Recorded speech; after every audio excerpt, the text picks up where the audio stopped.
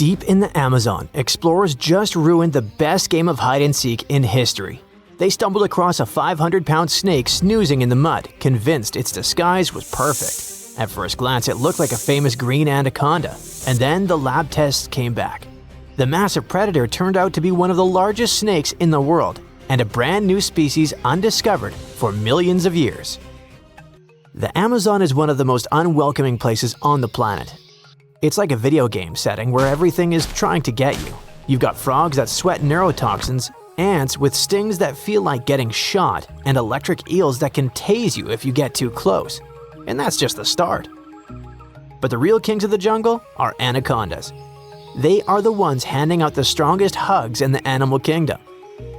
They grow up to 15 feet and are heavy enough to rock a boat. An anaconda can squeeze about 30 times harder than a human hand and move its body of 400 pounds in a split second. That's why people don't casually swim here. However, nature decided that wasn't scary enough, and a recent expedition in Ecuador found an even bigger specimen. It was part of the National Geographic shoot for a show about extreme places, starring Will Smith. The team followed the local Waorani guides deep into the Bameno territory, a secluded area where they insisted the real giants lived. They weren't lying. On the riverbank was an unusually large female serpent. They named her Ana Julia. She was nearly 21 feet and weighing around 440 pounds. That's the weight of an adult grizzly bear. She stretched nearly to the NBA three-point line, but her weight was what made her unique. Most of us imagine snakes as long, thin garden hoses, but Ana Julia was wider than a human waist. There are a couple of reasons why snakes can get so huge. The river supports a lot of their weight, so they're not hauling huge bodies over land all day. They also don't spend a lot of calories chasing capybaras for miles. When they're hunting, they can set an ambush and wait for hours. Their eyes and nostrils sit on top of their heads, so they can stay almost fully underwater and still watch and breathe. Anacondas can also dive. They're able to close the nostrils like valves and stay underwater for almost 20 minutes. They blend in so well that a thirsty deer could be drinking inches away from a snout without even realizing it. When they're resting, they can stay in one spot for more than a day. And because they're snakes, they can eat one massive meal and just doze off for a while. We know the snake is a she because, among anacondas, it's the females that grow this big. This is because of a genetic evolutionary phenomenon called sexual dimorphism. The males are puny in comparison, barely reaching 9 feet. Nature gave the ladies supersized bodies because carrying dozens of baby snakes takes a massive amount of energy and storage space. And anacondas don't lay eggs like most snakes. They give birth to live young, sometimes around 40 at a time. Snakes can keep growing slowly for much of their lives, so reaching Ana Julia's size means she's likely a long-surviving elder, possibly even decades old. We can't really tell the age of a snake. They shed their skin, and that isn't something that can be shown on a blood test. However, what really mattered was the DNA test that showed that Ana Julia wasn't actually the green anaconda. The DNA difference was a massive 5.5%. That sounds small, but in genetics, it's huge. Humans and chimps only differ by about 1%, so these two snakes are 5 times more different from each other than we are from chimps. Scientists call this a cryptic species. It's a phenomenon where animals look like identical twins on the outside, but are total strangers on the genetic level. Some examples you might not be aware of are giraffes.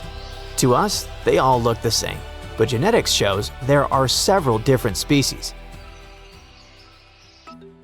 While scientists were surprised by the DNA results of the big snake, the local Waorani guides were not. In fact, they said Ana Julia wasn't even the biggest one out there. They reported seeing anacondas up to about 25 feet. If one giant twin went undiscovered, there are probably even bigger ones. However, even a 25-foot anaconda is like a shoelace compared to what used to live here. If we turn back the clock about 60 million years, the Amazon had monsters twice as long. This is the Titanoboa, fossils found in a coal mine in Colombia suggest that the snake stretched between 42 and 50 feet. The creature was long but also unbelievably heavy. While our modern record breaker Anahulia weighed 440 pounds, Titanoboa tipped the scales at 1.25 tons. That's 2,500 pounds of weight with a 3-foot wide body. A snake as heavy as an average walrus, but much, much stronger. So, what caused those creatures to grow so large? The answer is heat. Reptiles are cold-blooded, meaning their bodies don't create their own temperature. They depend on the environment outside. Back then, the tropics were warmer than today. In that kind of constant heat, a giant snake doesn't burn energy just trying to stay alive. It can grow larger and stay active more easily. Titanoboa was probably the greatest wrestler of the prehistoric world. It didn't have venom, only its mighty squeeze. Researchers estimate it could reach 5 times the squeezing power of the modern green anaconda, which is already strong enough to lock down big prey. It had to be that strong because its favorite snack was giant turtles with thick shells. Was it strong enough to take down a T-Rex? That would be a cool fight, but impossible. Titanoboa lived millions of years after the non-bird dinosaurs were gone, so they never met. Ancient oceans were home to some gigantic marine snakes. One of the biggest known examples is from a group called Paleophis. Fossils show that some of those sea snakes could grow just as big as Titanoboa, around 40 feet. They were nothing like the small, colorful snakes we see today, hiding in coral reefs. The largest ocean snakes alive now, like olive snakes, usually reach only about 6 feet. Paleophis had long, heavy bodies built for warm, shallow seas. Instead of weaving through coral, they likely cruised along coastlines and continental shelves, moving through open water. When you are big, you need big meals. So these snakes were hunting primitive sharks and massive fish. They were also built differently from land snakes. Their bodies were flattened on the sides to cut through the current, and their tails ended in wide paddles to push them forward. Today, those ocean giants are gone, but their distant cousins are still patrolling the water. Modern sea snakes are usually no bigger than a broomstick, but they traded size for a different kind of weapon: venom. Some of them, like the faint-banded sea snake, have venom that is 100 times more toxic than a cobra's. Speaking of venom, the Amazon is full of it. It's home to over a dozen types of dangerous pit vipers like the bushmaster. There's also the Brazilian wandering spider, which is one of the most toxic spiders on Earth. Not to mention the Amazonian scorpion. So the question is, what if some of these also have bigger and meaner cousins, just like the green anaconda and its newly discovered northern cousin? If a 500-pound snake had a hidden twin species, who knows what else is hiding out there? Maybe that spider has a cousin with completely different superpowers. Maybe there's a type of caiman we haven't even identified yet. The only thing we know for sure is that the locals swear there are even bigger snakes than Anahulia. So we're probably not far from learning about the next record breaker. Okay, are you ready for an epic fight between 2 prehistoric predators? Well, hang on. Look at this creature. You know it. An ancient shark about 65 feet long that used to swim through the dark waters of the world's oceans and was so terrifying it had no enemies. Well, almost. Scientists have recently discovered the remains of another ancient predatory fish off the coast of Australia, a fish that lived around the same time as Megalodon. It was small, about the size of a dolphin, but it could pose a danger to the infamous shark. How is it possible if this creature was many times smaller? Well, let's take a look. This monster is called Janducetus, and technically it wasn't exactly a fish. It was a distant relative of the modern baleen whale. Outwardly, it may seem quite cute, similar to that baleen whale I mentioned, but you wouldn't want to meet it in the ocean. It had the massive skull of a whale, large eyes the size of tennis balls, and a short snout with an immensely powerful jaw filled with razor-sharp teeth. In other words, it was like a shark version of the baleen whale. Gianducetus lived during an ancient period called the Oligocene, which was about 33 to 23 million years ago. At that time, there was an incredible abundance of life in the world's waters. Giant penguins, small whales, sharks 2 to 3 times larger than modern ones, primitive dolphin species, and many other unusual creatures. Now imagine that in this ancient and terrifying neighborhood, a giant megalodon met a Gianducetus. At first sight, it's not love. The megalodon's victory is obvious, but don't rush to write the Gianducetus off. It's agile and fast. It's quite possible that it was more mobile than Megalodon, and during the fight, it would have avoided a direct attack. The Megalodon would have lost sight of such a small opponent, while the Gianducetus would have swum up to the shark's belly and opened its jaws. They're small, but there are a lot of sharp teeth. Now, these teeth were designed to rip and cut. The Gianducetus would attack the Megalodon with a small but very unpleasant bite, and the shark would have swum away after such a punch. But who knows? Maybe Megalodon would have immediately eaten Gianducetus in the first seconds of the fight.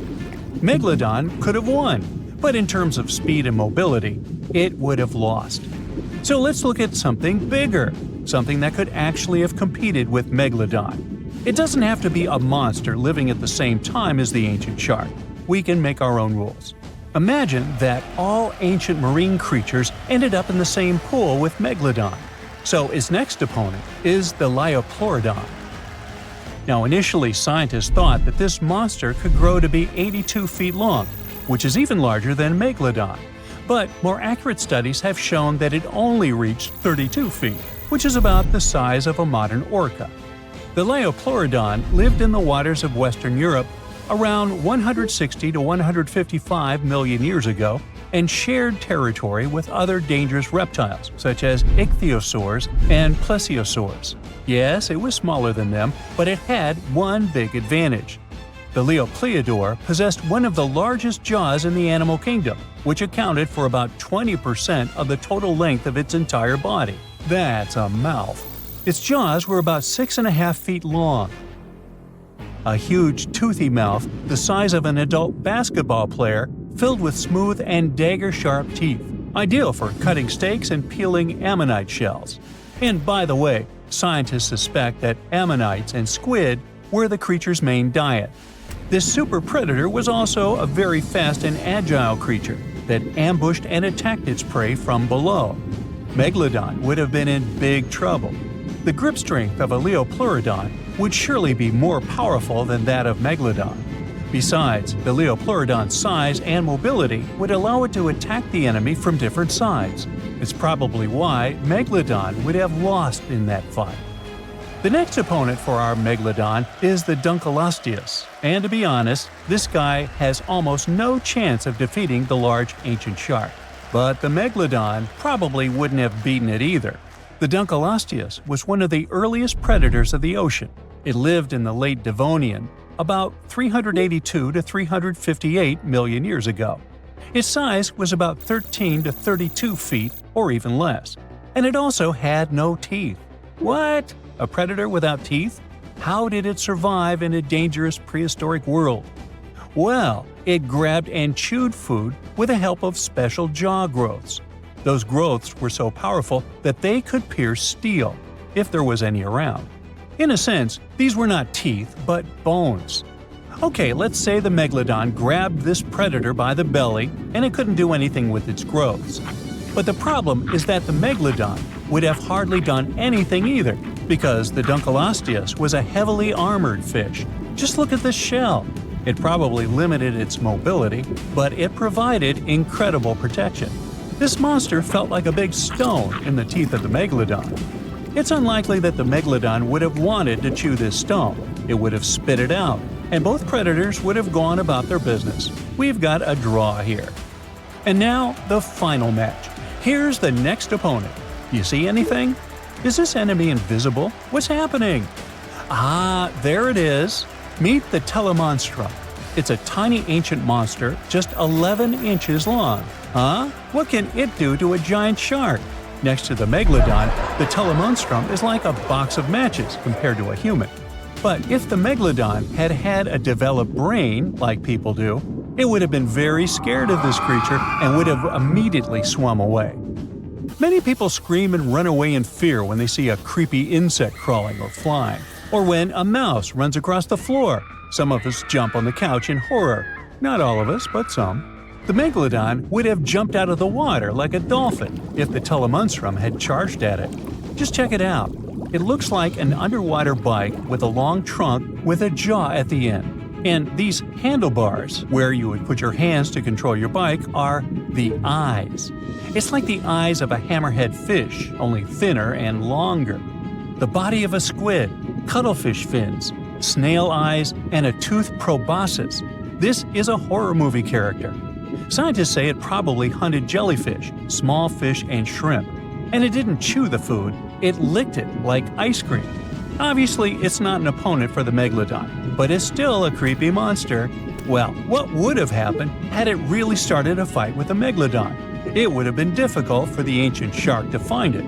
It would have been unlikely to catch this tiny monster in the mouth, and the telemonstrum wouldn't have been able to do anything to the megalodon either. However, I can think of one strategy. The creepy creature had a long trunk. What if it had just swum under the megalodon's fin and started licking it? If the shark had felt the tickles, then it would probably have worked. But most likely, they wouldn't have fought each other. It seems like they would have made perfect friends. The telemonstrum lived about 300 million years ago in shallow seas and estuaries that covered the territory of the U.S. When scientists discovered this creature in 1955, they were shocked because no one had any idea what it was. Experts compared it to worms, tunicates, conodonts, mollusks, and vertebrates. And do you know who it really was? Well, scientists still have no idea. They can't determine its place on the tree of evolution. Perhaps this is some new branch, and its descendants simply haven't survived to this day. The megalodon was one of the most dangerous predators on Earth. But now we know that other equally scary monsters lived in the oceans. But what if the megalodon lived today? Who could have defeated him? A blue whale who would be even bigger than this ancient shark. But the blue whale seems to be a kind animal. It wouldn't fight. How about the kraken? The kraken versus the megalodon? Well, let's save this fight for another video. Now, you can't find living dinosaurs nowadays, which is a good thing, mostly. But you can still meet some creatures that might have gone to lunch with them. The frilled shark, for example, is a living fossil that comes from a family of sharks that have been around for about 80 million years. One of the coolest things about it is its long, eel-like body that can grow as long as 6 feet. It has 6 pairs of gills on its throat, which help the frilled shark breathe in the deep, cold ocean where there isn't much oxygen. The shark can move very quickly, like a snake, to catch its prey when it least expects it. Little frilled sharks take an exceptionally long time to grow, up to 3.5 years, which is one of the longest times for any animal with a backbone. The Chinese giant salamander is another living fossil that can tell you what was going on Earth around 170 million years ago. Now, when I say tell, I really mean it, as it can make sounds like hisses, whistles, and barks, and even a noise that sounds like a crying kid. The biggest Chinese salamander found so far weighed 130 pounds, as heavy as 2 Dalmatians, and was almost 6 feet long. Giant salamanders like to be alone. Hey, I want to be alone. And will chase away other salamanders from their space, except when it's time to start a family. During the day, they hide and sleep under rocks. They can make a special substance from their skin that keeps predators away. Now, gharials are reptiles that have been around for about 38 million years. They live in India and Nepal in slow-moving, muddy rivers. Sadly, there are very few gharials left in the wild, less than 100. These creatures can't control their body temperature, so they need to sunbathe to get warm or cool down in the water if they get too hot. Their eyes are close together and face forward, which helps them see in 3 dimensions and judge distances more accurately. Gharials also have a transparent third eyelid that protects their eyes when they're underwater. They have over 100 sharp teeth, but they can't chew their food. Instead, they use their strong jaws to grab prey and then, swallow it whole.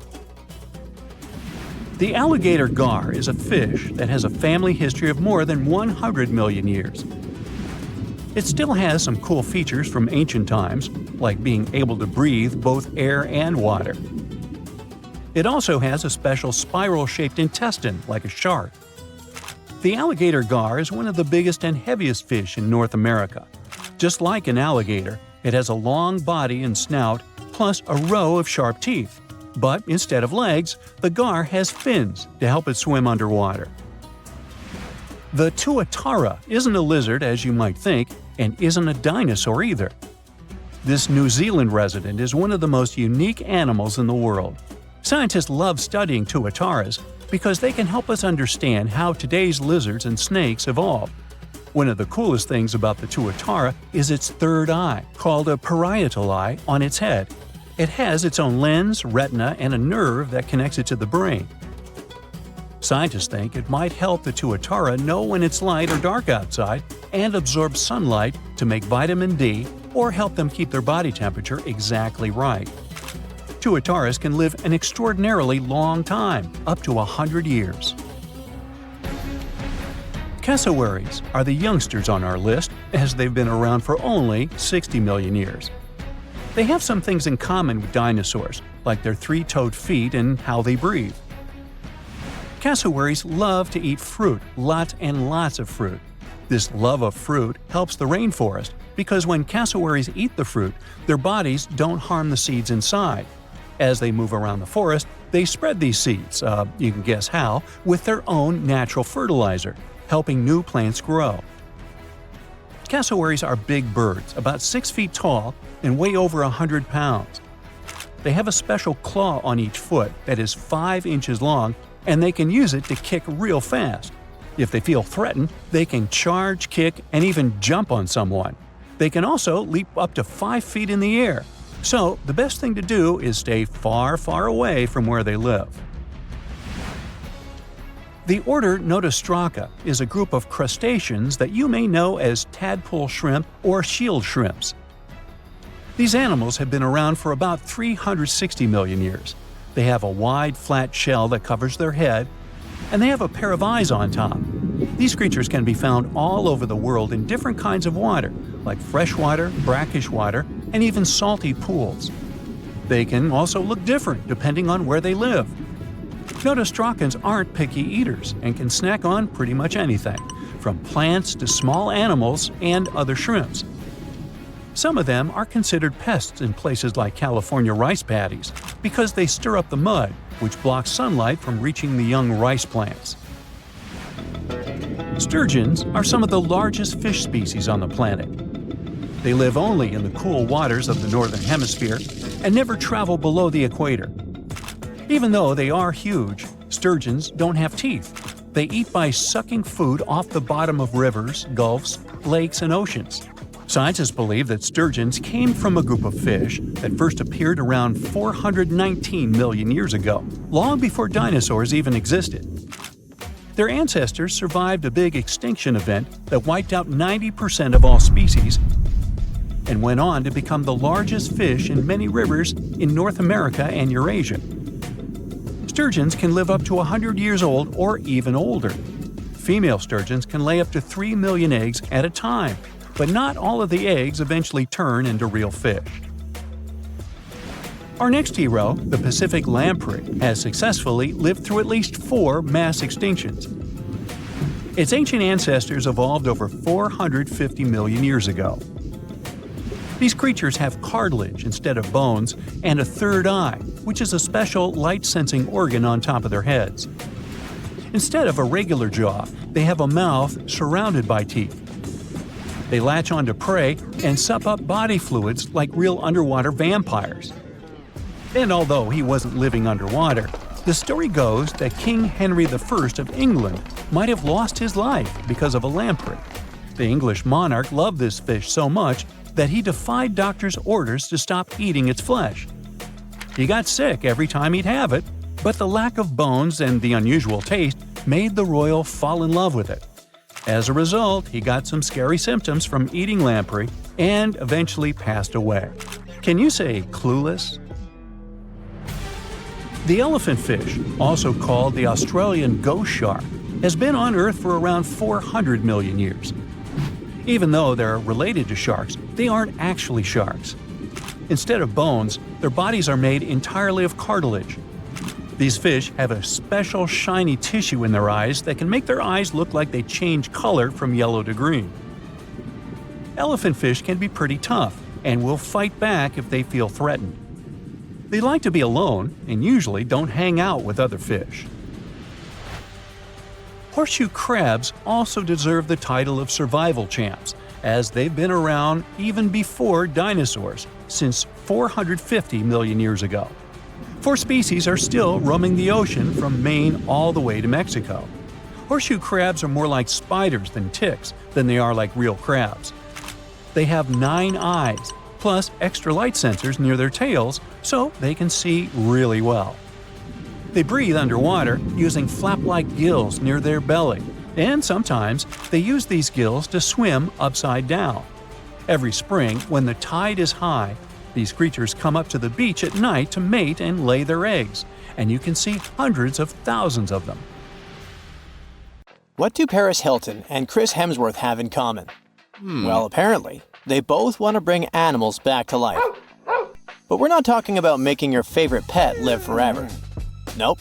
These celebs are actually helping a science company bring back animals that no longer exist, like the mammoth, the Tasmanian tiger, and even the iconic dodo. If everything goes according to plan, these fascinating creatures could be walking among us again by 2028. This groundbreaking effort is led by a company called Colossal Biosciences. At this very moment, they're working on a way to revive the core genes of animals that disappeared from Earth ages ago. The idea is to replicate those genes using DNA from a close living relative. If that's all Greek to you, don't worry. We'll break it down a bit later. So, the mammoth is one of the animals they plan to bring back, and people are especially hyped about it. These incredible, massive creatures roamed parts of Africa, Europe, Asia, and North America until about 4,000 years ago. Some people might mix them up with modern elephants, but there are some key differences. For starters, they had huge curved tusks that curled inward and were used to dig for food. They also adapted to survive in freezing climates, like having 2 layers of thick fur to keep their blood warm. But mammoths and elephants do have a lot in common. The woolly mammoth shares 99.5% of its genes with its closest relative, the Asian elephant.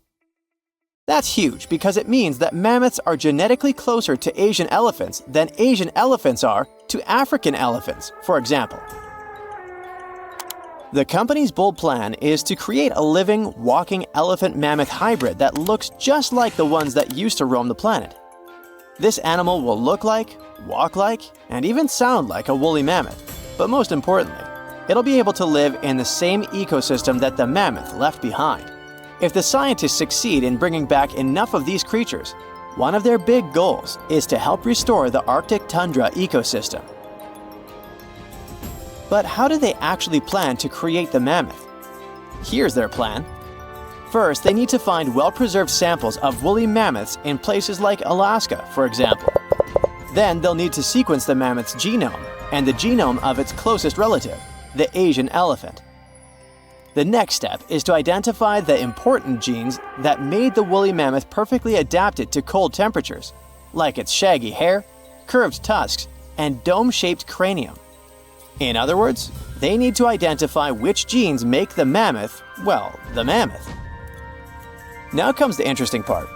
They will use top-notch gene editing tools, kind of like scissors, to cut the Asian elephant DNA and replace those spots with the mammoth sequence. This will allow them to create a new cell line and, later, an embryo. This embryo will grow inside a healthy female Asian elephant, who will be the surrogate. And just like that, a new, cold-adapted elephant will be born. Or at least, that's what scientists hope. Specialists predict that this Mammoth 2.0 could be on Earth as early as 2028. The reason it will take a while is that their gestation period is around 22 months.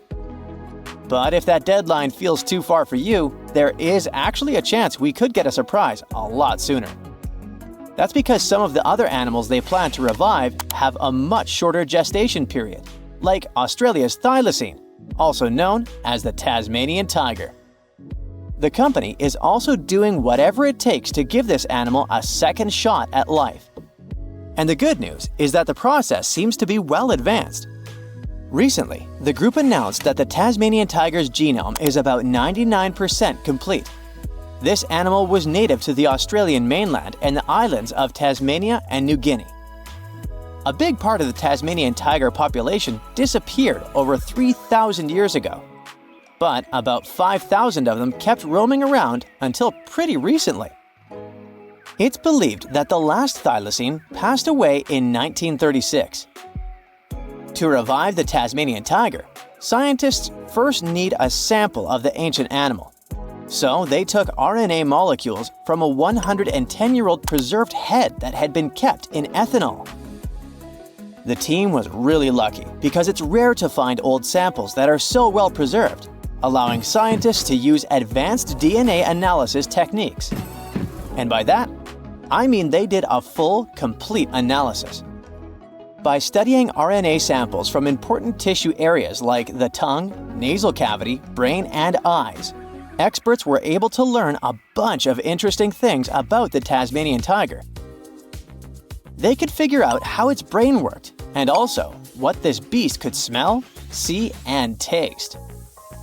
By the way, these semi-nocturnal animals had a special appetite for small rodents, lizards, and birds. After finding the perfect sample, the process of reviving it will be pretty much the same as with the mammoth, but with an elephant as a DNA donor, of course. In the case of the Tasmanian tiger, its closest living relative is a small marsupial called the fat-tailed dunnart. Even though this animal is small, it is a ferocious carnivore. So experts believe the whole DNA editing process will work just fine with its sequence. Their goal is to turn a fat-tailed dunnart cell into a thylacine cell. To accomplish that, they did more than 300 unique genetic changes into a dunnart cell. So there is no doubt they're pushing all the boundaries to make the dream of reviving animals a reality. This project also plans to revive the iconic dodo. You know, that funny-looking bird from the paradisiacal island of Mauritius in the Indian Ocean? And here, things get a little trickier, since we don't know much about this creature, which has origins that go back about 23 million years. Basically, the only clues we have about what dodos looked like when they were alive come from a handful of drawings, paintings, and written descriptions from the 17th century. But since those pictures are all pretty different from each other, and only a few of them were based on real live dodos, we're still not 100% sure what they actually looked like. And as for how they behaved, well, we don't know much about that either. That's why reviving this long-absent legend will be super interesting and really enlightening. The sample they used to extract an old dodo genome came from a skull in the collection of the Natural History Museum of Denmark. And the dodo's closest living relative, which will provide the host cells, is the Nicobar pigeon, a gray bird with colorful features found in the Andaman and Nicobar Islands in India. If everything goes smoothly, in a couple of years, we might see the fabulous and iconic dodo with our own eyes. Reviving animals might sound impossible, but science and technology together can be a real game changer, not only by protecting today's animals, but also by restoring species that disappeared from the planet long ago. Actually, we've already pulled this off. A wild goat called the bucardo, also known as the Pyrenean ibex, went extinct in the year 2000. But 3 years later, scientists managed to bring it back to life, using a method pretty similar to what we've talked about in this video. It took 57 tries, but one of them finally worked, and a bucardo clone was born. Unfortunately, the animal only lived for 10 minutes. You might think that wasn't a success, but it was actually a huge step forward in the whole animal revival field. Now, specialists can only hope the project to bring back the dodo, the mammoth, and the Tasmanian tiger go a bit better.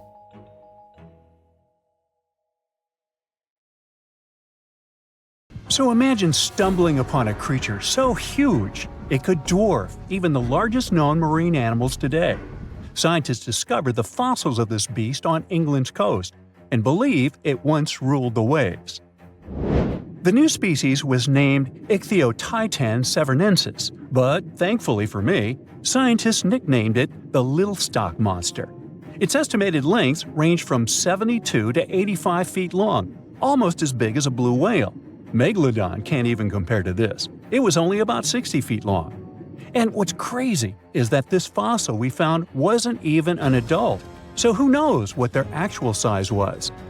The first piece of the Little Stock Monster was discovered in 2016 in the Westbury Formation. Researchers found a 3-foot-long jaw part that belonged to an unknown species. For years, this single fragment had been driving them crazy because they had no idea what that animal was. Then, in 2020, a miracle happened, of sorts. A father with his 11-year-old daughter found the second piece of fossil on a beach. This discovery led to more findings. Finally, in 2022, the last piece of the literal jaw puzzle was found, buried along the Somerset coast. This leviathan belonged to the Shastasaurid family. Both the Little Stock Monster and other Shastasaurids had one ancestor, so all the species in this family are super similar to each other. For example, all of them were the largest marine reptiles ever to exist. Although our Little Stock Monster is much larger, most Shastasaurids could grow up to only 69 feet long, and it's possible that the Little Stock Monster, when fully grown, would reach up to 100 feet or even more. Both of their bodies were just perfect for cruising the ancient seas. These marine titans were elegant and slender, with an elongated snout. Other marine animals at the time were smaller and looked more like dolphins. Shastasaurids had long paddle-like limbs adapted for efficient swimming. Their skulls show large eye sockets, which means they had excellent vision. If you were in the ocean, no matter what time it was or where you were hiding, they could spot you. They were also incredibly fast and could dive to great depths. Of course, all these things made them the most terrifying predators. They ate pretty much everything, including fish and squid, and you if you were there. They probably captured their prey like whales, opened their huge mouths, and literally sucked the fish in. What made the Little Stock Monster especially scary is that it wins in the jaw competition. For other Shastasaurids, their jaws were a bit weaker, so they hunted smaller fish, kind of like today's orcas. They required vast amounts of food. This shows us that the Earth's Triassic oceans had rich, productive food webs. But the Little Stock Monster has this unique feature. It could open its jaw almost 90 degrees upwards. It also had tons of powerful muscles around. Its jaws were horrifyingly strong. So while others were hunting some squids, the Little Stock Monster probably hunted large fish and even other marine reptiles. Fossils of Shastasaurids have been found everywhere in the world, from North America to Asia. This means that these creatures dominated and terrorized the oceans for millions of years, although even they weren't completely safe from scavengers. And that's exactly why we struggle to find these fossils now. Scavengers didn't leave any remnants of them. So, while we have some fossils of this marine family, they mostly remain a mystery for us. They lived in the oceans about 200 million years ago, in the late Triassic period. The Earth looked completely different back then. All continents were united in one Pangaea, a huge landmass. Some parts of this supercontinent were covered with lush conifer forests, while others were dry deserts and open prairies. It was before the famous Jurassic period, but there were already first pterosaurs and amphibians. It seems like those monsters were crazy resilient. The Triassic period was super unstable, but they survived through many changes in the environment. Well, until the last one. The Triassic extinction came out of nowhere. It was one of the Earth's big 5 extinction events. It wiped out almost all species on the planet, including these leviathans. It's still not clear what happened exactly, but it looks like there was a huge tectonic activity. Volcanoes in the oceans were going crazy back then. These massive volcanic eruptions have probably altered the climate and ocean chemistry, leading to the extinction of many species. Scientists have a theory that it might have happened because there was a rain of comets flying to our planet from the Oort cloud. This likely happens about every 200 million years or so. I wasn't around then, so I'm just guessing here. In any case, after the extinction, the Earth took some time to recover. Then it entered the famous Jurassic period. More terrifying sea monsters were on the way. One of them left us a colossal skull. This fossil is 150 million years old, and it also belonged to a sea beast from Jurassic times. They called it the Sea Rex. The name is very fitting. This monster could have broken a car in half with one bite. It was also discovered accidentally. A fossil enthusiast was walking along the Jurassic coast. This place is famous for having tons of ancient fossils, all because of the erosion in stormy weather. Typically, people find small spiral fossils here. However, this time, he discovered a giant sea monster fossil. Excited, he contacted scientists. They arrived at the spot right away and then had to carefully climb down a cliff to search for the rest of the skull. This fragment alone is 6.5 feet long. Turns out it's a newly discovered species of pliosaurs, giant predators of the ancient seas. Pliosaurs were among the largest marine predators ever. Some of them grew up to 40 feet long. They used their huge teeth to snatch and devour prey, including other reptiles. Well, at least those creatures are far gone. But what about the horrors that still live in our oceans? Recently, biologists discovered the world's longest animal, the one that's still alive to this day. They found it off Australia's coast, on the Gascoyne coast, a very mysterious and unexplored place. There, underwater vehicles stumbled upon a frightening 150-foot-long siphonophore. That's twice as long as many blue whales and 3 times as long as a humpback whale. Doesn't it kind of look like one of those toy string worms? But this creature isn't friendly at all. It's a string-like deep-sea predator. What's even more scary is that this isn't actually one creature. It's a colony of small clones working together as one. Basically, collective consciousness. Ooh, Borg. Together, they stretch out like a single long string in the water. This creature might be the longest siphonophore ever found, and it was discovered at a depth of around 2,000 feet. Siphonophores, similar to jellyfish, capture their prey by dangling stinging tentacles in the water. When their tentacles touch small crustaceans and fish, they get paralyzed, and then they're reeled up to the colony's body. Expeditions to Western Australia's underwater canyons were definitely worth it. Together with that siphonophore, scientists have discovered up to 30 potential new marine species. Among them were a new octopus or squid, a long-tailed sea cucumber, glass sponges, and giant hyroids, colonies of animals resembling upside-down jellyfish. None of them have been seen before in Australia. But most of them weren't as scary as the one that was recently discovered in the Gulf of Mexico. This creature is straight out of a sci-fi thriller, a 26-foot-long mangapinna squid or bigfin squid. It was discovered near an offshore oil rig at a depth of more than 7,800 feet. It has incredibly long elastic tentacles, which can be 15 to 20 times longer than its body. It holds them at right angles to its body, making it look even creepier, almost as if it has elbows. And yes, it's another deep-sea predator. These 10 tentacles probably help the squid trap their prey and drag it onto the seafloor. We barely know anything about this extraterrestrial-looking creature because they're very hard to find and study. And if you think their tentacles are awful, just check out these creatures with 20 arms. This thing looks like a facehugger. This new species is lurking in the frozen depths of Antarctica. Experts were searching for cryptic sea animals known as Promachocrinus, or Antarctic feather stars. They're kind of similar to starfish and sea cucumbers, but have an otherworldly appearance and can live up to 6,500 feet below the surface. It's called the Antarctic strawberry feather star. Despite its pretty name, its appearance is anything but cute. It has a bizarre strawberry-like body from which 20 spindly arms branch off. Its coloring ranges from purple to dark reddish, and the arms all have different lengths and thickness. Who knows how many more of such scary creatures we'll discover in the future? Run! Really? It's not safe out there. There's a saber-toothed tiger lurking around. You better be careful. What are you doing? Don't peek. Okay, just one little peek. How's this possible, you ask? That's because you're in virtual reality, of course.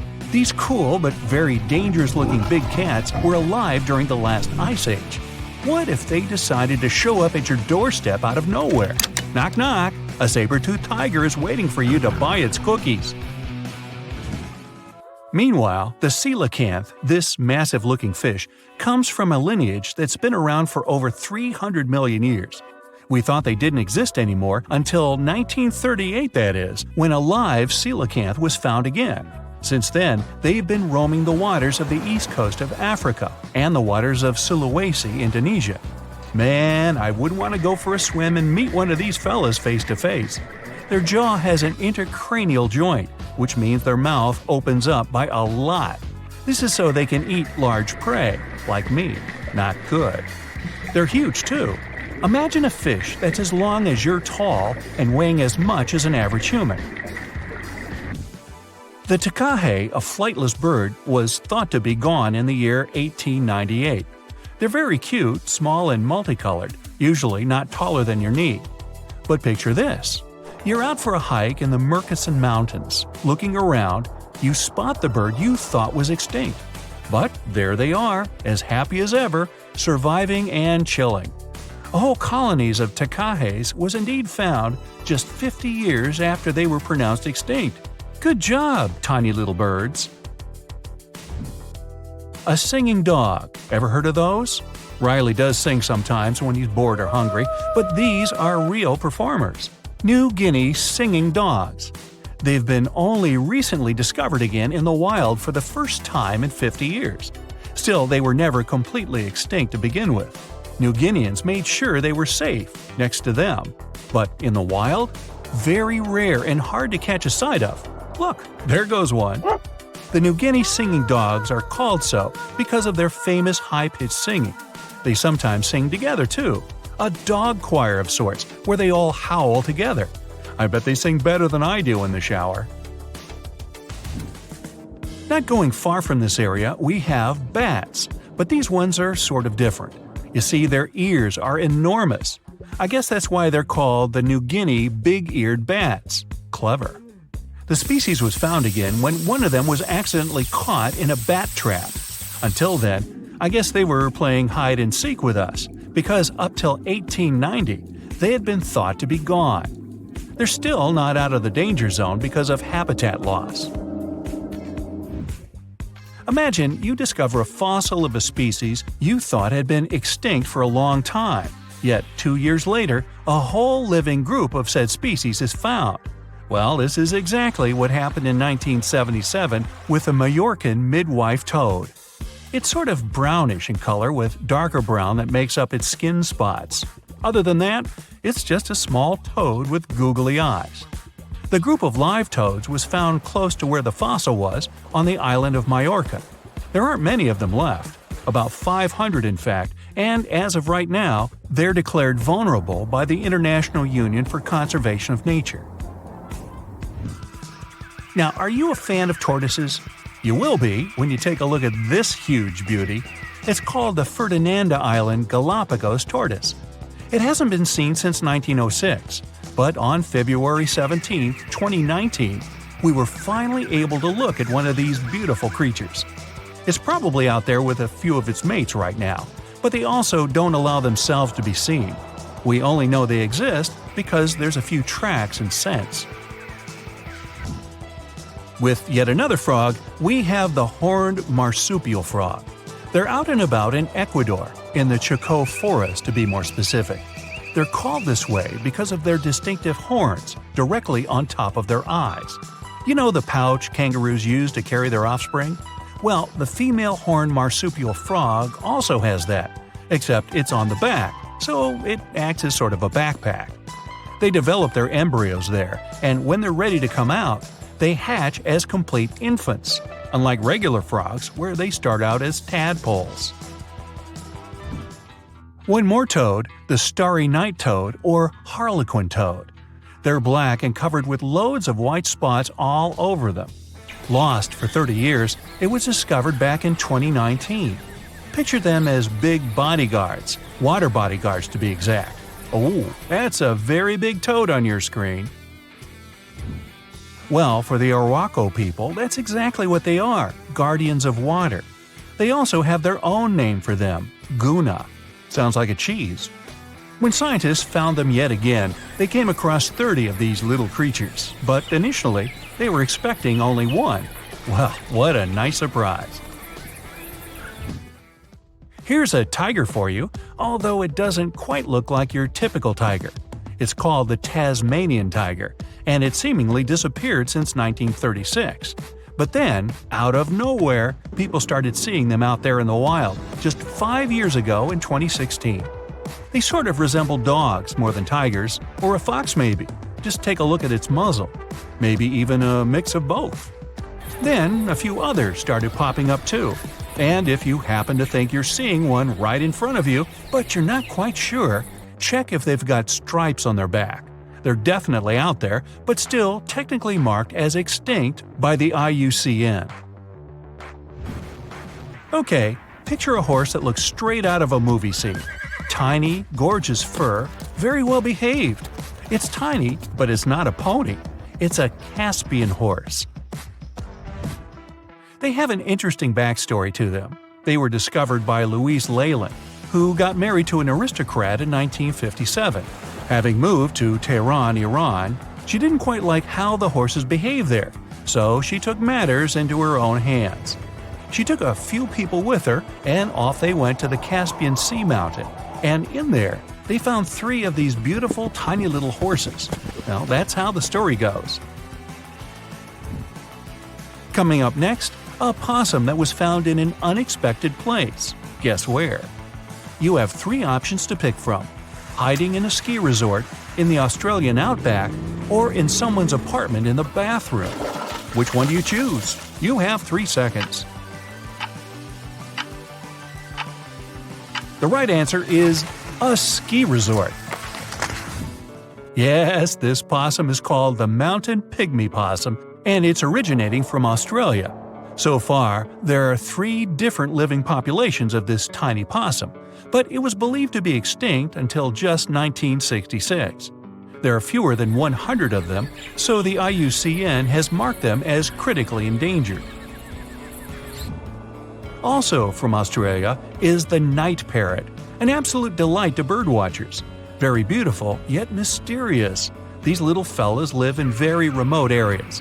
You can probably count on the fingers of your hand how many times these birds have been seen since they were found again in 1979. That's how rare they are. Have you ever seen a pygmy tarsier? Neither have I. It was only in 2008 that 3 of them were caught. Scientists don't really want to lose track of their movements again, so what they did was gift them with tiny little collars. This way they can live their life as happy as ever and will know they're safe. The last one I want to tell you about is the tree lobster, but as the name might mistakenly tell you, they're not really lobsters. They're just big black bugs with huge legs. Their extinction story is a sad one. In 1920, a cargo ship got stuck on Lord Howe Island, and it had rats aboard. These rats fled the ship and ran straight to land. Even though tree lobsters are bigger than most insects, they're still relatively small compared to rats. The poor things never stood a chance. Still, in 2004, life shone again for these distinct critters. A pair of Australian scientists were out and about on the island and came across 24 of them.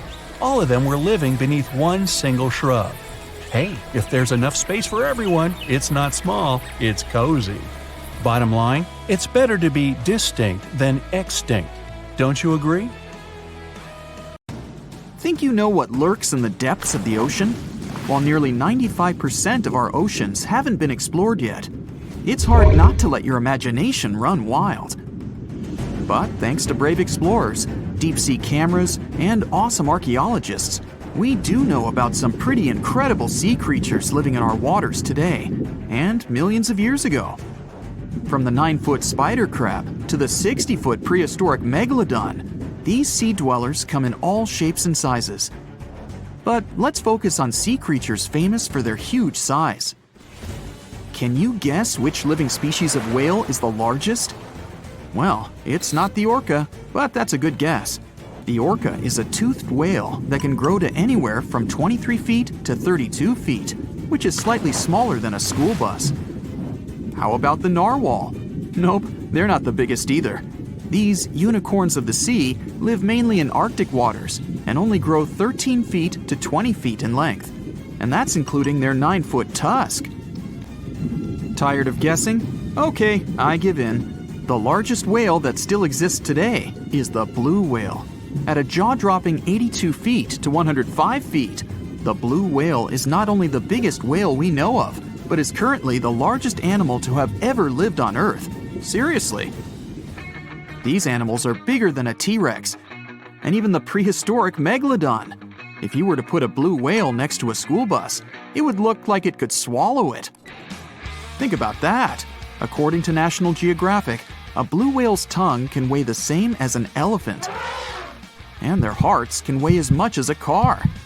That doesn't even sound possible. It's no wonder these giants need to eat about 4 tons of krill every day. While there aren't too many animals living today that can compete with the blue whale's epic proportions, there is an entirely different species that is a good contender, and it's not quite what you would expect. It's a jellyfish. No, I'm not talking about the little jellyfish that wash up on the shore and ruin a perfectly good day at the beach. I'm referring to the lion's mane jellyfish, the biggest jellyfish around. This invertebrate can grow up to 120 feet long. They also come in different gorgeous colors like red, purple, or even shades of orange. As if their length wasn't impressive, the lion's mane jellyfish boast a whopping 8 sets of 70 to 150 tentacles. That means they can have up to 1,200 in total. And here's the giant oceanic manta ray, the largest type of ray in the world. Their wingspan can be longer than a bus. These guys can reach 30 feet in length. They also have the biggest brain compared to body size among all fish. Unlike their stingray cousins, mantas don't have venomous tails. And while the lion's mane jellyfish and the blue whale are yet to be beaten for the longest sea creature, there is one marine creature that can grow even larger in length. The Portuguese Physalia physalis, tentacles and all, can reach a length of 165 feet long, and that's according to mentalfloss.com. While this thing may look a lot like a jellyfish, it's actually known as a siphonophore, and there are hundreds and sometimes thousands of them that are genetically identical. Their long tentacles help the organism catch prey, and its sting is fatal to most animals, even humans in some cases. What's even creepier is that if one of the tentacles comes off the organism for whatever reason, it can float around the water for days before decomposing. Even if it's detached, this tentacle can still sting you. But don't go running out of the ocean just yet. Your chances of being hurt by a Portuguese Physalia physalis sting are pretty slim. However, if you do get stung, the side effects aren't pretty, with welts, stomach cramps, an elevated heart rate, and an upset stomach. While you don't want to go anywhere near these long creatures, they sure are pretty to look at. Check out all those colors. The Shastasaurus is the biggest marine reptile that has ever existed. These predators lived during the late Triassic period, about 210 million years ago. These amazing giants could reach lengths of up to 69 feet and weighed more than 75 tons. This made the Shastasaurus as heavy as a blue whale. And if you could stand this creature up vertically, it'd be as tall as a 7-story building. Despite appearances, the Shastasaurus was actually pretty slim for its size. Its ribcage was only 6 feet across. You'd think that this big guy was chowing down on other dinosaurs, but that's not the case at all. This reptile survived on a diet that consisted of small fish and cephalopods, like octopuses and squids. The Albertonectes is a bright representative of the plesiosaur family. meaning that this marine reptile had a small head on an incredibly long neck and large flipper-like limbs that helped it move through the water. These creatures occupied the seas around North America 76 to 70 million years ago. The length of this sea monster could reach 38 feet, with its neck taking up 23 feet of that length. Its neck was a true record breaker. It had a whopping 76 bones in it. No other animal known to humankind has had so many vertebrae in its neck. Scientists aren't sure why they needed such a lengthy neck. They might have used it to collect shellfish off the seabed, or perhaps it helped them capture their main prey, fish and squids. This aquatic reptile also had gastroliths in its stomachs. Some of them were as big as 5.5 inches in diameter. The Tylosaurus belonged to the mosasaur family. It dominated the shallow seas of North America about 85 to 80 million years ago. This was an enormous predator, with the biggest representatives reaching 45 feet in length. It had a narrow hydrodynamic body with a blunt, powerful head that the animal used to ram and stun its prey. Its body was equipped with agile flippers and a long tail decorated with a maneuverable fin. The Tylosaurus was a carnivore, and its diet included not only fish, turtles, and small sharks, but also other mosasaurs, plesiosaurs, and flightless birds. Meet Ophthalmosaurus. This prehistoric reptile thrived during the late Jurassic period and lived in oceans all over the world. Ophthalmosaurus weighed somewhere around 6,000 pounds and grew to approximately 16 feet long, according to newdinosaurs.com. That's about the same length as the beluga whale that exists today. It's too bad these guys went extinct before we had a chance to see them ourselves, as their cartoonish wide eyes and dolphin-like features are pretty darn cute. Of course, the Ophthalmosaurus evolved over time to become ophthalmologists, or eye doctors that we know today. No, that's just a lie. Just testing you. The Mosasaurus is a truly gigantic predator that dominated the seas all over the world about 66 million years ago. According to fossil evidence, some specimens could be more than 50 feet in length. This fact makes the Mosasaurus the biggest marine carnivore of its time. One of the most terrifying things about this creature was its crocodile-like head, decorated with literally hundreds of razor-sharp teeth, neatly organized in 2 rows on both jaws. The thing is that it was pretty challenging for the Mosasaurus to grab its prey in the water. That's why it had all these teeth, plus something special: pterygoid teeth anchored to the bones on the roof of its mouth. This made hunting and holding onto its prey much easier. The Styxosaurus belonged to the plesiosaur family and lived during the late Cretaceous period, around 85 to 70 million years ago. Upon first glance at this dinosaur, you might mistake it for a sea snake, and it'd be an honest mistake. Styxosauruses were about 35 feet in length, but over 16 feet of that consisted just of their long snake-like neck. They had a comparatively small body and weighed approximately 4 tons. Their mouths were full of razor-sharp cone-shaped teeth that they used to catch fish. They didn't need to chew their prey, thanks to the 200 small stones called gastroliths in their bellies that probably aided in digestion. At the same time, some scientists believe that the Styxosaurus used these stones to sink to the ocean bottom in search of particular types of fish. Looks kinda like Nessie to me. There's a monster hiding in the remote forests, swamps, and rivers of the Congo Basin in Central Africa. It has a long neck, looks like a dinosaur, and is the size of an elephant, or maybe a hippo at least. That's what people who claim to have seen it say. It should have gone extinct millions of years ago, but this Congo's version of the Loch Ness Monster somehow survived. This creature is the Mokele Mbembe, which means one who stops the flow of rivers, and more folks are saying they've seen it lately. European explorers first heard the stories of this creature from the people living near the Congo River in the early 1900s. A German captain even included a description of the monster in his official report from his expedition. The locals told him the animal was of a brownish-gray color with smooth skin, a very flexible neck, and only one long tooth that could be a horn.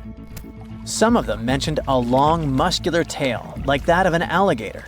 They also said that the creature lived in the caves, but climbed the shores even in the daytime to find some plants to eat. Locals also believed its favorite snack was a kind of liana with large white blossoms. Some of them even showed the German captain some fresh path the monster left leading next to those plants. And oh, they warned him that Mokele Mbembe definitely didn't like humans and took down any canoe that would sail nearby. Dinosaurs were a real hit in pop culture in the 1910s, and several newspapers in Europe and North America wrote about the dino-like monster from Africa back then. In the later years, several expeditions traveled to the Congo Basin to search for Mokele Mbembe or interview claimed witnesses. They did not find any direct physical evidence, but collected many stories. One zoologist in the 1980s said he took a film of Mokele Mbembe, but the footage did not develop properly. Stories and movies like Jurassic Park have kept the dream alive that dinosaurs might still be hiding somewhere in deep forests. At some point, people stopped reporting sightings of the creature as often, so it almost became a forgotten legend. But it all changed recently, as many people claim to have witnessed the mythical monster with their own eyes. Cryptozoologists, those fans of mysterious creatures, believe it could be a dinosaur that, for some reason, didn't go extinct, related to a brachiosaurus or a diplodocus. This idea comes from how people describe seeing the creature, with a super long neck, a huge body, and a tiny head. They think it might have stayed hidden in the deep forests of Africa all this time. But scientists say that if it really were the last living dinosaur, we would have found some real proof by now, like a photo or bones or something showing it walking around the Congo Basin.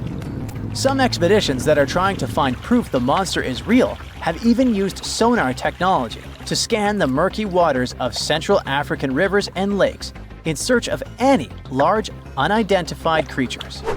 Some people even narrowed down the monster's location to a specific remote lake, surrounded by untouched jungle in the swamps.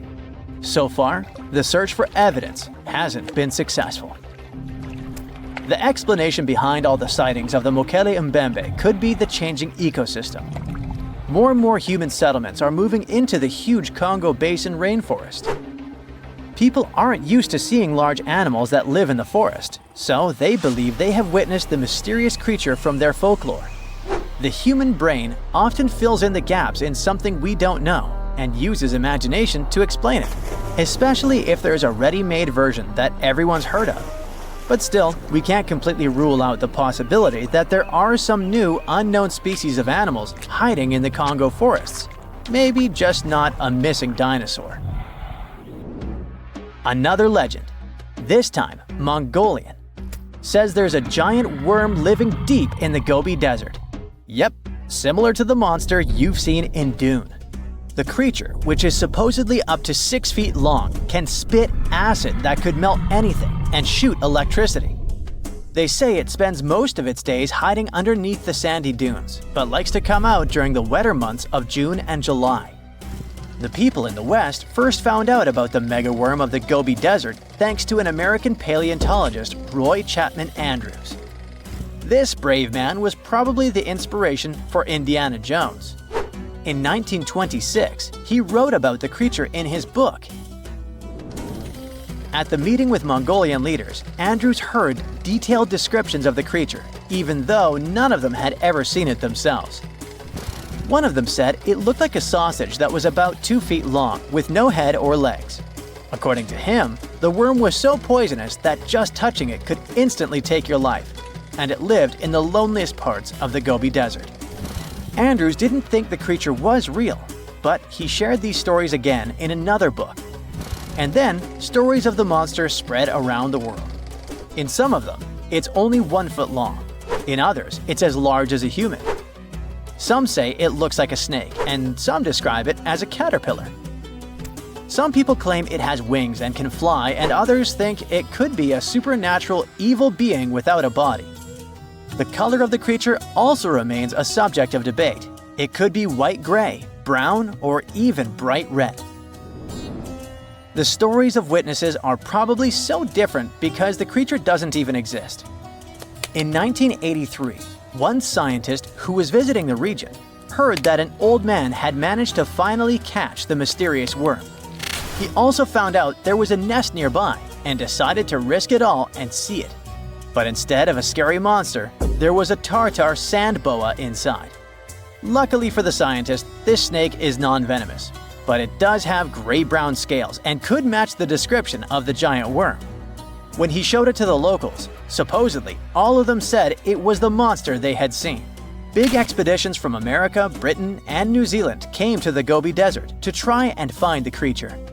Many other adventurers came from all around the world on their own, but found no evidence the monster was real. But many Mongolians are sure the death worm is no fantasy.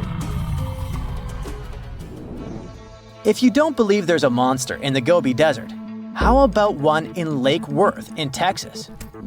According to local folklore, there's a part human, part goat creature with scales and long clawed fingers hiding there.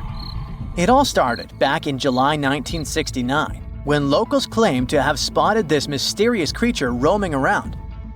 The newspapers loved the story and started reporting about new sightings. One article said that the monster jumped out of a tree and landed on some guy's car.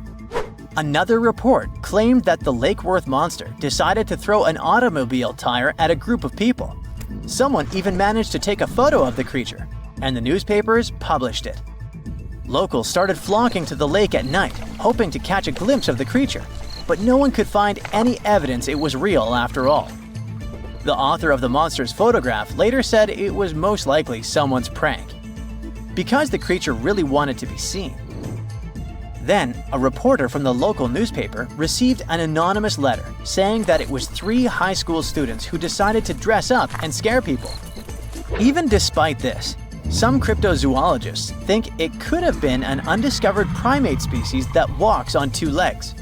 We don't know if the Worth monster is real, but it does one good thing and brings together the local community. Every year since 2009, they throw the Lake Worth Monster Bash. In 1969, 2 brothers went fishing on the Altamaha River in the Clark's Bluff area. They cast their fishing rods, ready to wait for some fish to bite their bait, but at that moment, they saw something strange. At first, they thought it was a sturgeon, but then they saw that the length of this sturgeon was about 13 feet, almost as tall as 2 basketball players. Of course, such a size didn't frighten the brothers because some species of sturgeon can reach a length of 24 feet, which is about 3.5 basketball players. Something else surprised them. The face of this creature resembled that of an alligator. The tail was horizontal. It had a triangular crest along its upper body and sharp metal-colored teeth protruding from its mouth. A creature that looked like a dinosaur was quite an unusual phenomenon for the time when Steven Spielberg was an aspiring young director and didn't even think about creating Jurassic Park. So, on that day in 1969, 2 brothers saw something elusive, like Bigfoot or the Loch Ness Monster. They saw a creature that had been the subject of stories for centuries, a creature that is being searched for even today. They met Altamaha. This is a famous and narrow circles monster that lives near the mouth of the Altamaha River in southeastern Georgia. People from the Lower Muskogee Creek tribe talked about it long before the British colonization. In ancient times, there were legends about a snake-like lizard that bellowed and hissed. So this monster has already been elusive for several centuries. But do you know what distinguishes Altamaha from Nessie, Chupacabra, and others? Yes, there are no bad quality photos or videos of Altamaha, but there's a huge amount of evidence from different periods. For the locals, Altamaha is so real that one artist created a detailed statue of this river beast. Of course, it's not accurate because it's based on eyewitness accounts. But you'll probably agree that it would be scary to see such a cute animal in the middle of the river while fishing. Almost all the stories are about a creature without hind limbs, but with front flippers, which swims like a dolphin, has a crocodile face, big eyes, and large, sharp teeth. It's gray or green with a whitish-yellow belly and a bony crest on its crown. And most interestingly, people have seen this creature in different sizes. Of course, when you see an unknown dinosaur-like thing, you can exaggerate its size or estimate it incorrectly, which explains the difference in statements. But there's also a probability that Georgia is home to a big family of Altamaha. One of the first people to see this creature and report it to a local newspaper was Captain Delano. On his schooner Eagle, he was sailing near St. Simon's Island, below the mouth of the Altamaha River, when he saw a creature about 70 feet long, which is almost twice the size of a school bus. Its body was like a barrel, and its head was like that of an alligator. It's possible that the captain greatly exaggerated the size of the monster because of the excitement, but several other people who were with him in the boat confirmed his words. From that moment on, reports of the river monster began to appear more often. Someone saw it flashing along the river. Others saw how it behaved defensively towards people. And some people reported that Altamaha was just basking in the sun. Just imagine its displeasure. Not only fishers met Altamaha. In the 20s of the last century, lumberjacks were crossing the river and saw a huge snake-like monster.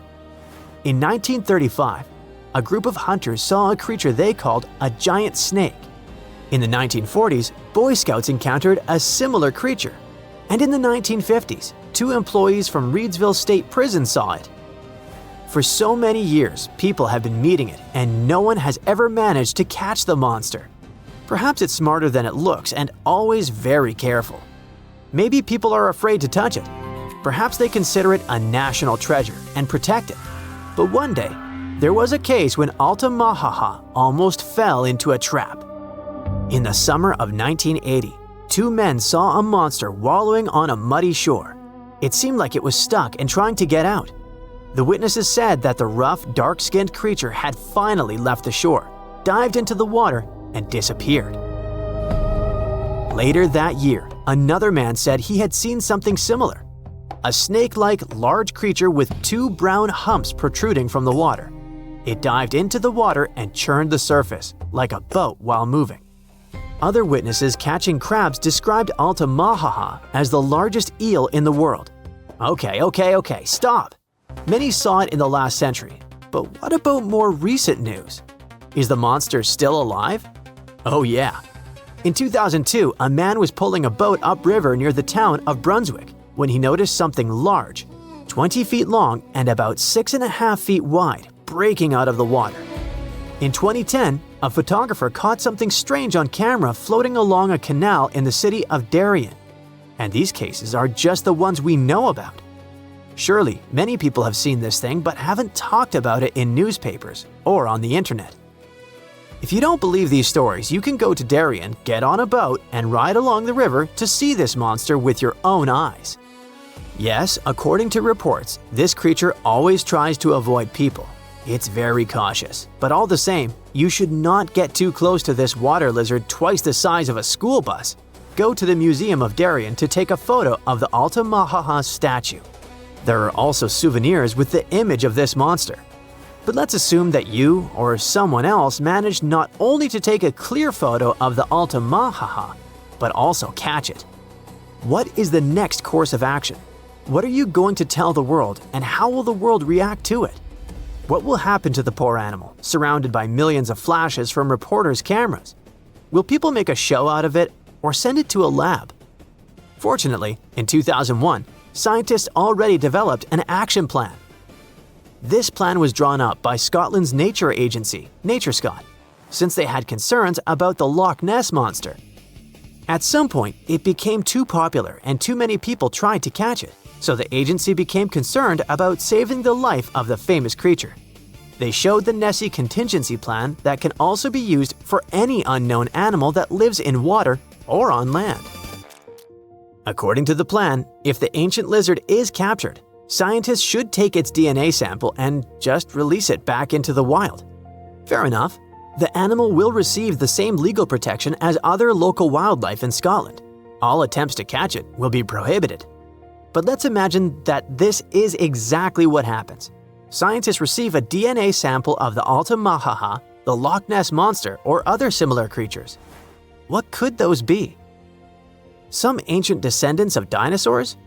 For example, the plesiosaur looks like a distant relative of these monsters. It's huge and has a long neck and a toothy mouth. What if it managed to survive and reach the Altamaha River? Or it may be a completely new, unknown species that lives in deep freshwater. Some people who saw Altamaha said that it had produced a hissing sound. What if it's some kind of ancient python or anaconda that moved from land to water and grew fins? In any case, it should not be ruled out that it may be some kind of eel or sturgeon. One day, someone saw it, was impressed, and told other people about it with great exaggeration. Everyone believed it and started spreading the story. What do you think? This is Lolong, the largest crocodile ever found, stretching about 20 feet long. Now, imagine living in a world full of Lolongs, only with longer legs and the ability to run on land like a greyhound. It sounds like a nightmare monster, but she was real. Fossils of giant crocodile-like creatures were discovered back in the 1930s. And now, scientists have found that these beasts once roamed and dominated lands far bigger than they imagined. We're talking about the cebicids.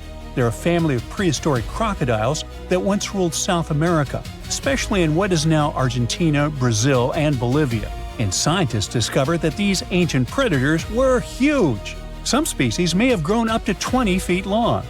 Now, to give you an idea of how big that is, well, that would be you, and that would be her. Yeah, good luck outrunning that. Oh, by the way, they wouldn't be slithering in the water. They'd be walking right beside you.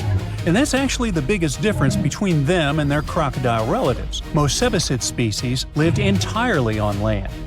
They were like lions, powerful, moving on all fours, but with tough crocodile-like skin. That image alone is already terrifying.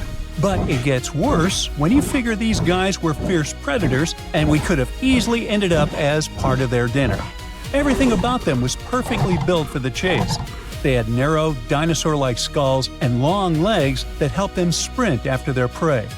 They especially liked sloths and rodents, but honestly, with those sharp saw-like teeth, well, anything that crossed their path didn't stand much of a chance. And if one of their victims tried to fight back, well, that would have been a big mistake. Most of these crocodile ancestor species had tough, bony plates under their skin that worked like natural armor. They were seriously tough. But don't worry, you don't have to fear them. Luckily, for us at least, these beasts aren't roaming the earth anymore. According to Jonathan Block, a paleontologist at the Florida Museum of Natural History, these mysterious predators may have been the last of the Nodosuchians, a broad group of reptiles that first appeared back in the Jurassic period. Yep, these bad boys shared the planet with dinosaurs. That is, until the asteroid hit the Earth about 66 million years ago. Dinosaurs went kaput, and mammals took over. They became the land animals, but their path to the top wasn't exactly smooth. They still had to deal with the cebicids in South America. That's right, those tough crocodile-like predators actually survived the asteroid disaster. They also ruled and stayed at the top of the food chain until around 11 million years ago. Or at least that's what scientists thought, until they started finding strange fossilized teeth in the Caribbean. Uh-oh. Let's go back about 30 years when researchers uncovered two roughly 18-million-year-old teeth in Cuba. They had a tapered shape and tiny sharp serrations, perfectly designed for tearing into meat. There was no mistake. Scientists were looking at something that belonged to a top predator. But the question was, who? Had they found a fossil of an ancient giant croc? Well, maybe. Those teeth could have been from a species of cebicid, but that was strange, since scientists didn't think such large ancient predators ever lived in the Caribbean. And things got even stranger when another tooth turned up in Puerto Rico. This one even older, about 29 million years old. But there was a problem. Those teeth alone weren't enough to identify a specific animal. They needed more, so the mystery remained unsolved. Everything changed in 2023. Local work crews were building a road in the Dominican Republic when they suddenly stumbled upon ancient bones. Researchers soon realized they were looking at a fossilized tooth, but this time it came with 2 vertebrae. That was a big deal, because it's really hard to tell ancient crocodile species apart just from their teeth. But with those 2 vertebrae, things were different. Crocodile relatives with serrated teeth usually had ball and socket joints between their vertebrae, but in cebicids, that part of the spine was flat, so that made all the difference. It was enough to confirm that the fossil from the Dominican Republic belonged to a cebicid. And just like that, scientists discovered that this ancient predator really did live in the Caribbean. And even more surprising, they found out it was roaming around at least 5 million years before cebicids were thought to have disappeared everywhere else. Okay, but why is finding their fossils in the Caribbean such a big deal? Or better yet, why were scientists so sure before this discovery that they didn't live there? Well, that's because this prehistoric reptile didn't like the sea. Let me explain. The Caribbean is a region in the Americas made up of islands and the surrounding coastal areas. That meant for a land-loving ancient crocodile to travel from, say, Colombia to the Dominican Republic, it would have had to swim. And I mean really swim. We're talking over 350 miles of open ocean with strong currents and rough waves. You can see why that would have been a serious challenge for a land-based cebicid to cross, right? So, that's why scientists thought these prehistoric crocodiles could never have lived in the Caribbean. But now that researchers are finding their fossils there, they may have to find an explanation.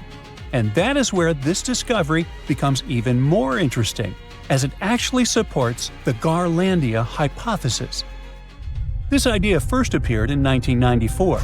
It suggests that millions of years ago, the movement of Earth's tectonic plates caused a stretch of land, now mostly underwater, to rise up in the Caribbean. This land, called the Aves Ridge, may have connected South America all the way to Puerto Rico, and then to other Caribbean islands like Hispaniola, Cuba, and Jamaica. So basically, it worked like a temporary chain of land bridges, a kind of natural highway that once allowed animals to go from South America to the Caribbean. Mammals, amphibians, and reptiles could actually walk right across instead of taking their chances at sea. The Garlandia hypothesis definitely sounds fascinating, but it's still up for debate. It hasn't been fully accepted by scientists yet, even though plenty of studies since the 90s seem to back it up. And this new discovery of a giant crocodile-like creature in the Dominican Republic could be one more important clue pointing in that direction. It's possible that many of the places where these cebicids once thrived started to disappear as the global climate cooled. Bit by bit, some of them were pushed into warmer tropical areas, until, eventually, the only places left for them to live were the Caribbean islands. This discovery lines up with something else that ecologists have observed around the world. Islands can act like museums of biodiversity, in the sense that they offer a safe place where plants and animals can keep surviving long after their relatives on the mainland have disappeared. In the case of cebicids, the difference is striking. The most recent fossils found in South America date back between 10 and 12 million years ago. But the tooth and vertebrae found in the Dominican Republic are much younger, only about 4.5 million years old. That means this island might have been the last place these giant reptiles called home. And if those serrated teeth found on other Caribbean islands also turned out to belong to cebicids, that would be huge. That would mean that these ancient crocodile-like creatures didn't just live in the Dominican Republic. They were spread across the Caribbean. And who knows, maybe we'll still find more of its fossils in places like Puerto Rico, Haiti, and Jamaica. Although the tropics are among the most biodiverse places on Earth, much of their natural history remains a mystery. Discovering a giant ancient crocodile in the Caribbean is a reminder that the world we live in today is just one chapter of Earth's long, ever-changing history. And who knows what other prehistoric crocodiles or ancient creatures are still waiting to be found beneath our feet.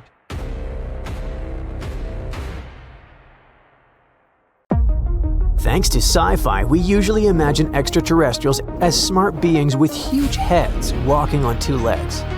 But if life really exists out there, it could look like, well, anything. From an upside-down nightmare to a weird water creature looking like it was drawn by a toddler. But we don't need to travel across the universe, just back in time. Because a long time ago, Earth already had a creature like that. This is the story of the Tully monster, one of the most bizarre creatures that scientists still can't explain. Around 310 million years ago, Earth was a drastically different place. Today, our continents are scattered like pieces of a broken plate, but back then, during the Carboniferous period, the planet had one supercontinent, Pangaea. That was more than 200 million years before a T-Rex was chasing down a Triceratops. Huge areas were covered in warm, shallow seas and swampy coastlines, with thicker air and higher oxygen levels. Oceans were filled with creatures that never made it past evolution's experimental phase, like this little guy. At one point, the area that's now Illinois was just shallow coastal waters and muddy shores. Sediment from rivers often buried marine creatures, and sometimes trapped them in iron-rich nodules before they could rot away. That's how soft-bodied animals, which usually don't leave fossils, were preserved in detail at a spot known as Mason Creek. Every single Tully monster fossil we know of comes from this one place. It's entirely possible that these strange creatures were swimming all over the prehistoric world. But this could be the only graveyard that had the needed chemistry to preserve their bodies until we found them. But wait, what exactly is this thing? Well, first off, it was named after Francis Tully, the Illinois fossil collector who first found it and brought it to scientists. And second, it wasn't a monster, that's for sure. The animal was pretty small, usually only about 3 to 14 inches long. It had a soft, swimming torso shaped like a thick worm or a slug without any hard shells or bones. But its front end was both the coolest and the weirdest part. It had a long, flexible nozzle sticking out of its face, almost like a vacuum hose, except at the end of that hose was something resembling a claw. The snout itself wasn't rigid, it could extend and bend, similar to how an elephant uses its trunk, or how an octopus reaches with an arm. So instead of biting prey directly, it probably reached out with its face tentacle, grabbed a snack, and pulled it in. Its eyes were another weird, one-of-a-kind feature. They were positioned on a stiff horizontal bar extending from its head, with one eye at each end. This setup gave it a wild field of view, similar to how a periscope or side-mounted cameras can help you see more. Most animals fall into two groups, vertebrates and invertebrates. Vertebrates have a backbone like fish, dinosaurs, dogs, and us humans. Invertebrates don't, like worms, snails, and insects. The Tully monster is one of the rare cases where scientists still argue what it was. When scientists look at the fossils, they see a pale stripe running down the middle of the body. One group says that's just a gut line, which would put the Tully monster in the squishy invertebrate camp, meaning it was a weird swimming slug.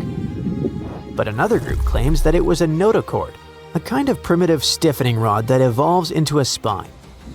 If they're right, that would make the creature a vertebrate, a distant cousin of fish and even us. Basically, all of this makes the Tully monster a mix of a fish, a worm, and a crab, something never found since. Based on that soft, squishy body and little stabilizer fins, we know the Tully monster wasn't exactly racing other fish. It wasn't fast like a shark. It was more of a slow-motion cruiser. It probably drifted through the water using that long snout to poke around in the mud for jellyfish, sea cucumbers, or maybe even some rotting stuff. Despite its scary-looking claw and eyes, we can't tell for sure if it was a predator. The Tully monster was pretty well adjusted, so we don't know why it went away. If we look at the fossil record, this creature had disappeared way before the massive extinction events wiped out the dinosaurs or the earlier marine life. There wasn't an asteroid or a volcano involved. Perhaps it vanished because its home wasn't the same anymore. Remember, the Carboniferous period was a wet, swampy world. But as time went on, Earth's climate shifted. Tropical estuaries dried up and the chemistry of the water changed. This probably caused Tully's specific playground to disappear. As far as we know, the monster left no genetic heir. Usually, if an animal goes extinct, it leaves behind a cousin or a descendant that evolves into something else. Dinosaurs left us birds. Ancient fish left us, well, modern fish. But the Tully monster remains unique. There's nothing alive today that looks remotely like it, and that's exactly why scientists are still pulling their hair out trying to classify it. We aren't confused because we're missing the pieces. In fact, we have over 2,000 fossils. We're confused because we have nothing to compare it to. And who knows, oceans are largely unexplored, so we might run into some new creature eventually that will add new pieces to the evolutionary puzzle. The Tully monster might be the captain among the weird prehistoric swimmers, but it definitely wasn't alone. If we look back at the fossil record, especially during the Cambrian and Permian periods, we'll find a whole gallery of evolutionary experiments that look like they were designed by a committee of ETs. For example, we had hallucigenia, our upside-down creature. When scientists first found fossils of this tiny worm-like creature, they didn't know which side was up. On one side of its body, they saw long, sharp spines. On the other, they saw soft, stubby protrusions. They assumed the tough parts were legs and the soft protrusions were tentacles on the animal's back. Years later, better fossils revealed it was actually the other way around. The whole animal was put together upside down. The spines were like defensive spikes sticking up, and the softer parts were actually short legs meant to touch the ground. In other words, it wasn't walking on stilts at all. It had been upside down the whole time. Then there was Opabinia. This thing looks like a shrimp that got extremely confused. Most animals are happy with 2 eyes. Spiders have 8, but Opabinia decided it needed 5 for some reason. 5 mushroom-shaped eyes found out on its head, giving it a 360-degree view of the world. And if that wasn't enough, it had a long, flexible nozzle sticking out of its face, kind of like that of the Tully monster. When this animal was first presented at a science conference in the 1970s, the room actually erupted in laughter because everyone thought it was a practical joke. Finally, there was a creature called Helicoprion. At first glance, it looks like a shark. But look at the mouth. Instead of a normal jaw that opens and closes like a hinge, it had something called a tooth whorl. As it grew new teeth, the old ones rotated inward, creating a literal spiral of teeth in its lower jaw. It looked like a circular saw blade embedded in its chin. Scientists spent decades arguing about where this saw blade actually went. Some put it on the nose, some on the tail, until they finally realized it was inside the mouth. All of these creatures, the Tully monster, the upside-down worm, the 5-eyed shrimp, and the buzzsaw shark, remind us of one thing. We think we know what life looks like, but the history of our own planet proves that biology can be stranger than any sci-fi movie. We shouldn't assume evolution follows a straight line toward normal animals like us. Sometimes it takes a detour into the Twilight Zone.